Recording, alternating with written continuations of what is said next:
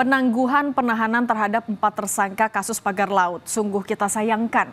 Meski keputusan polisi sudah sesuai dengan hukum positif yang berlaku, penangguhan penahanan makin menguatkan keraguan publik terhadap keseriusan aparat penegak hukum untuk menyelesaikan kasus pagar laut. 2 kali berkas perkara dikembalikan jaksa penuntut umum kepada penyidik kepolisian.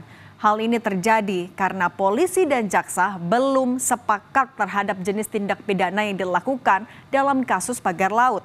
Jaksa menilai kasus pagar laut adalah kasus korupsi. Sebaliknya, polisi tetap pada pendapatnya bila kasus ini hanya sebatas tindak pidana pemalsuan dokumen.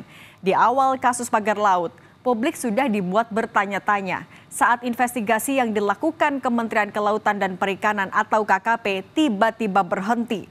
Bersamaan dengan polisi menetapkan kepala dan sekretaris desa Kohot sebagai tersangka. Sejak saat itu, siapa aktor utama di balik pembangunan pagar laut tidak bisa diungkap. Tambah lagi, investigasi KKP juga tidak menyebut perusahaan-perusahaan dan individu pemilik surat hak guna bangunan atau SHGB yang berada di area pagar laut tersebut.